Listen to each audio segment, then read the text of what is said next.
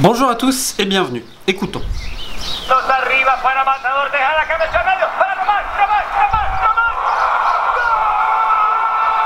Panama les enfants. Eh oui.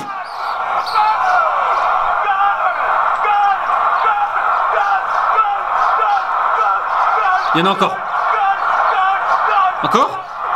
Bon, plus sérieusement, qu'est-ce pas les enfants, comme on dit au Panama? Quoi de neuf? Comment vous allez?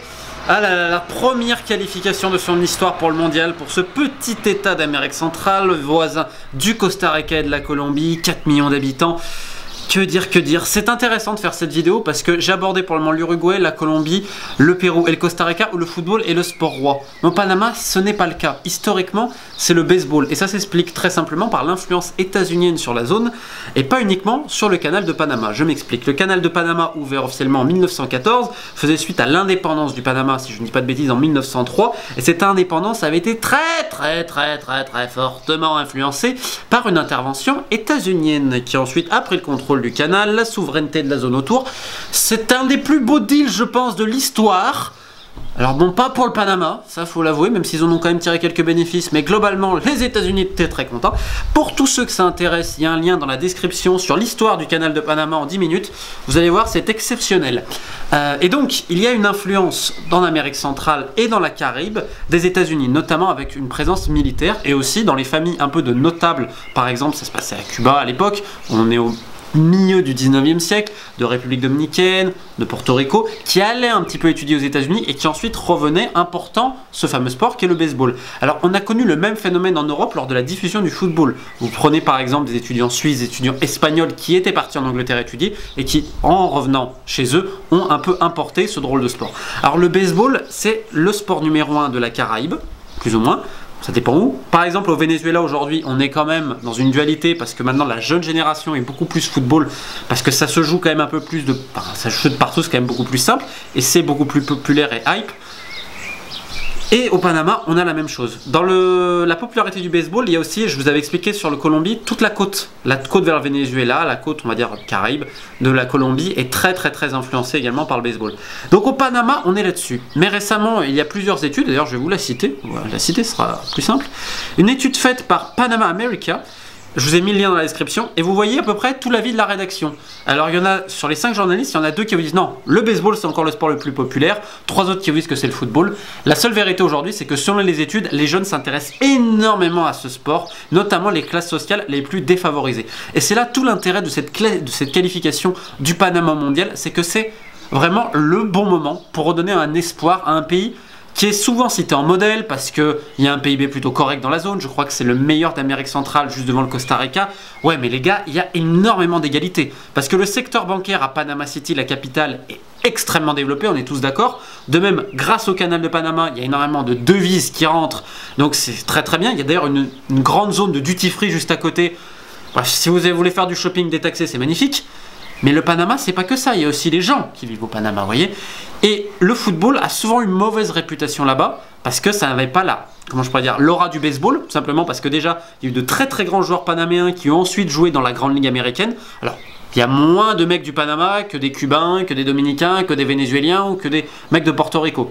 Dans les liens, je vous ai également mis un article complet sur l'histoire du baseball, son développement en Amérique centrale et dans la Caraïbe. Comme ça, vous pouvez un petit peu mieux voir, surtout que c'est en français.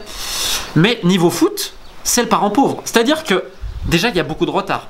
On est au tournant du XXe siècle. En théorie, tous les clubs de la zone, tous les pays de la zone, d'Amérique du Sud et même centrale, ont commencé à développer plusieurs clubs. Au Panama, c'est bien moins le cas.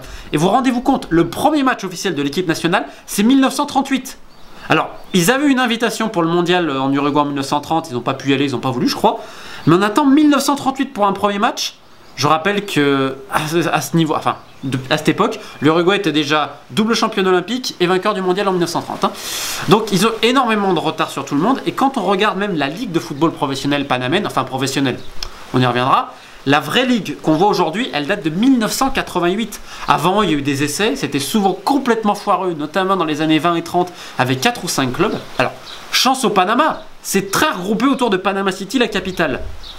Mais en tout cas, ça a mis énormément de temps pour développer un football et on va dire que les joueurs puissent en vivre. Tant et si bien que même aujourd'hui, le football dit professionnel, il l'est pas vraiment. Et pour ça, je vais vous citer l'interview d'un des hommes les plus importants dans l'essor du football panaméen. C'est un anglo-panaméen qui s'appelle Gary Stempler, qui est avant à Millwall, et qui donc s'occupe actuellement des moins de 17, qui a coaché l'équipe nationale et plein de clubs.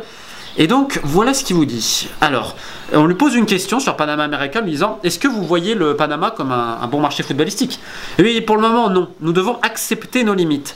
Cela se passera le jour où nous pourrons avoir des clubs professionnels avec des joueurs qui ont une bonne éducation footballistique et des salaires avec lesquels ils puissent vivre. Aujourd'hui, on est très loin de ça. On a le talent, mais on doit améliorer nos infrastructures et l'organisation. Et récemment, Sidlow, grand journaliste au Guardian, qui est un des correspondants en Espagne, s'est rendu au Panama pour faire un reportage en interviewant Gary Stempler. Et là, tu vois l'état des pelouses. Et tu comprends un peu mieux. Et le football au Panama, ça a souvent été associé également, comme je vous disais, à la classe très défavorisée et à d'autres choses. Il ne faut pas oublier que le Panama, ça fait le bon élève, on n'en parle pas beaucoup à part pour les Panama Papers, etc. On dit souvent, oui, la Colombie, les narcos, nanani, nanana. C'est vrai, hein, je ne vais pas dire le contraire. Comme si au Mexique, ça ne se passait pas. Mais Panama, c'est le centre de tout. Hein. Entre les politiciens qui essayent de se cacher, il y en a pas mal en Amérique centrale, au Costa Rica, au Panama. Entre la drogue qui transite ici et là. Enfin bref, les influences, les entreprises cachées. Panama, c'est funky, les enfants, c'est très funky. Bref, tout ça pour dire quoi? Dans ce magnifique reportage du Guardian, je vous ai mis le lien, c'est un reportage vidéo, c'est buonissimo. On voit que Gary Stempler avait énormément aidé la vieille génération, justement, qui aujourd'hui a à peu près 40 ans, à s'intégrer un peu dans la société et à aider le statut du joueur panaméen en s'occupant avant tout de l'être humain, en comprenant sa classe sociale, en comprenant d'où il vient, en comprenant tous les sacrifices qu'il doit faire. Parce que faire du football aujourd'hui au Panama, ce n'est pas synonyme de vie sociale, ce n'est pas synonyme d'ascension sociale comme dans plein d'autres pays sud-américains ou même dans le monde entier.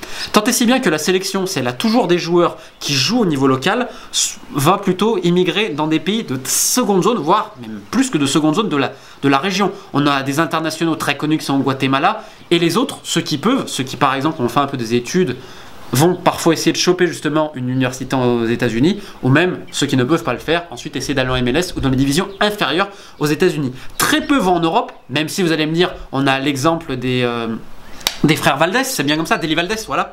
Notamment, oui, mais ça reste des épiphénomènes. Panama, contrairement au Costa Rica, s'exporte beaucoup moins en Europe. Et Gary Stempler a fait vraiment un boulot dingue. Quand tu vois le reportage, tout le monde le dit. C'est peut-être un truc con, mais avec un ancien joueur qui a fait plusieurs années en prison, ils ont créé la ligue de football justement pour les détenus. Cette réinsertion sociale grâce au football. Et aujourd'hui, première qualification donc historique pour ce petit pays qui a quand même de très bons résultats en jeunes et pas uniquement dans la zone d'Amérique centrale, mais sur des qualifications, on voit, pour les compétitions internationales. C'est absolument incroyable et ça ne fait que récompenser un travail de fond depuis une dizaine d'années, puisque même en 2014, il a fallu 2 buts dans les arrêts de jeu des États-Unis pour que le Panama n'accède pas au mondial. Cette fois-ci, ils ont fait l'inverse, ils ont marqué quasiment à la dernière minute avec ce que je vous ai mis au tout début, ce but d'une des stars de la sélection, Ramon Torres, qui fait partie, si je ne dis pas de bêtises, mais je vais vérifier pour pas dire de conneries, voilà, fait partie des 6 joueurs qui ont plus de 100 sélections, parce que c'est un effectif très âgé quand même, un peu comme le Costa Rica où le réservoir est forcément petit, vous imaginez, 4 millions d'habitants. Donc on a beaucoup de centenaires entre Blas Pérez, le capitaine, Felipe Baloy en théorie, Luis Tejada, le buteur historique. Bref, cette équipe, c'est quelque chose quand même. Tout le monde dit que ça unit le pays. Bon bref, c'est après un peu le principe du football et c'est parfois une chimère. Mais là, pour le coup, au Panama, quand tu vois ce que le football peut apporter à cette classe qui n'a pas forcément grandi dans les faubourgs un peu aisés de Panama City ou des autres villes, par exemple de la côte, hein, le tourisme se développe de plus en plus avec le rapport des croisières et de ça. Je trouve que c'est intéressant. Et puis il y a cette ironie de dire que les États-Unis ne vont pas au mondial et que Panama y va. J'ai absolument rien contre les États-Unis, mais entre l'intervention en 1989, alors c'était comment il s'appelait le président à l'époque, j'ai mis son nom, voilà. Manuel Noriega, le général, qui en fait était visiblement un agent de la CIA, donc accusé de trafic de drogue, de je sais pas quoi, qui je crois est toujours incarcéré aux États-Unis. Bref, quand on a autant d'influence d'un pays sur un autre, ce qui est réel, hein, je veux dire, vous regardez, je vous ai mis en lien les épisodes du dessous des cartes, c'est fabuleux, fabuleux ou tragique, je sais pas. Il y a quand même un côté comique et ironique, donc voilà, bravo au Panama, bravo à tout le monde et à Gary Stempler qui est passé de West Ham de Millwall dans les années 80, où c'était quand même un peu la jungle, à s'occuper des gamins défavorisés d'un pays qui aujourd'hui va au mondial et qui, j'espère, fera bonne tenue contre la Belgique. Donc voilà, toute la chaîne a été sinon remodelée, les vidéos sont toutes classées dans les playlists, c'était enfin fait, ce n'est plus trop le bordel. Et je le rappelle, j'ai créé une page Facebook pro pour justement tout regrouper, les liens sont dans la description. Et dernière chose, un ami que je salue, et il se reconnaîtra, m'a dit que pour rien rater des vidéos, il faut, je crois, cliquez sur la cloche grise, mais étant un nul en YouTube, si vous pouvez m'expliquer ça, ça irait mieux, parce que justement, j'aimerais bien que les gens qui me suivent reçoivent les notifications, parce qu'entre l'algorithme de YouTube et tout le reste, ce n'est pas forcément évident. Bref, merci à tous pour votre fidélité, et on se rejoint très vite pour reparler d'autres nations mondiales. Ciao!